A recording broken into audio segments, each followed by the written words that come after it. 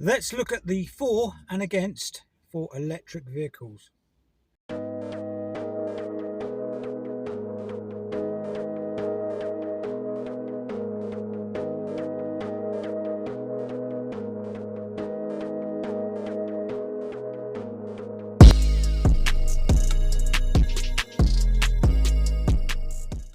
So it costs an awful lot of money to produce and plow into those batteries.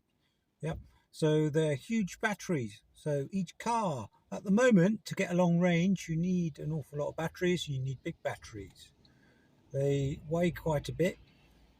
So carrying the vehicle along in one charge is approximately, on average now, of a family type vehicle, they're quoting, say, 300 miles. Now, that 300 miles could be 200 miles or 250 miles, depending how you drive it, I guess.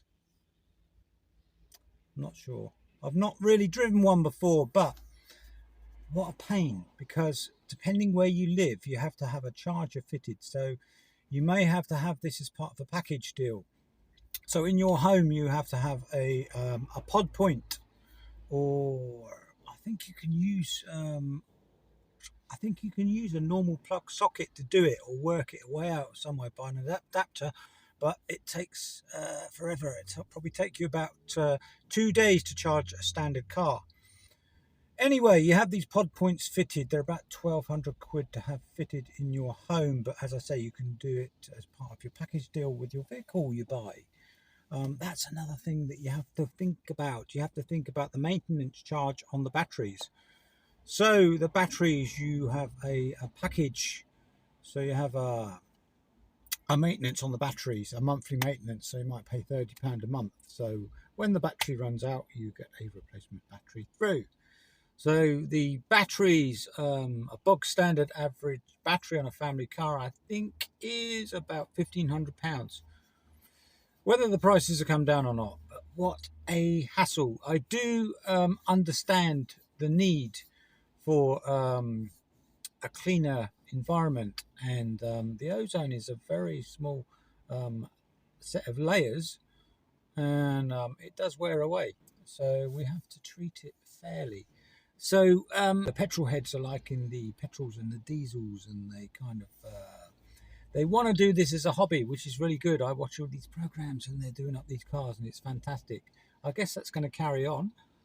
But new cars produced diesel, and I think it's petrol as well, in the year of 2030 apparently will not exist.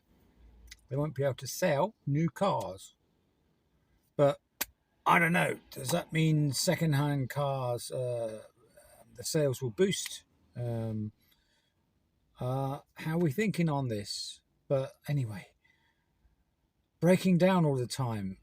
If you don't do an awful lot of mileage, I'd say it's probably for you. And if you can plan things well, and you have one of these pods fitted, and you're kind of routined, and you just use it, I know, to get to work and back. It might be 4 or 5 miles down the road, and then 4 or 5 miles back, and then you come home and that's it, and you charge it. But if you do things, you kind of randomly want to go rock climbing at the weekends and go off to Wales or Scotland or down the deepest depths of Cornwall and climb the cliffs or something, then you're going to have another plan, really, because your 4-hour trip could take about 12 hours. Because another reason is the points at different places. There are queues, there are 3-hour queues.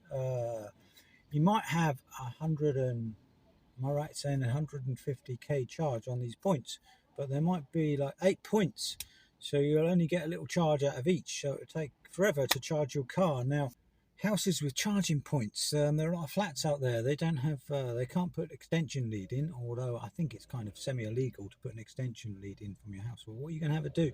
Run down from a tower block, a really long one, and then health and safety will get involved, and you can't. Not practical. It's going to cost an awful lot of money to get all those power points in all these flats and everything else.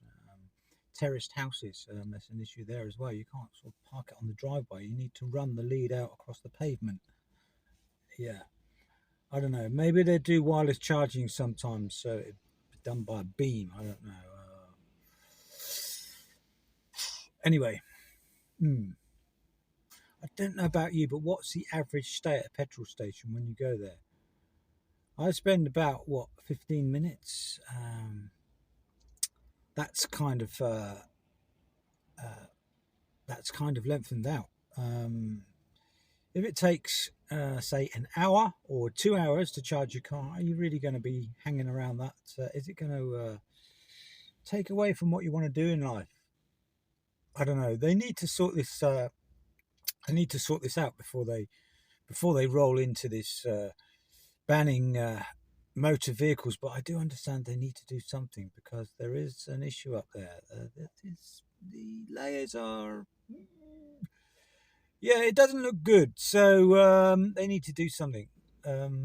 It's not my job to do it. So good luck, scientists. Let's think of something. Put our heads together. Yeah. Thank you.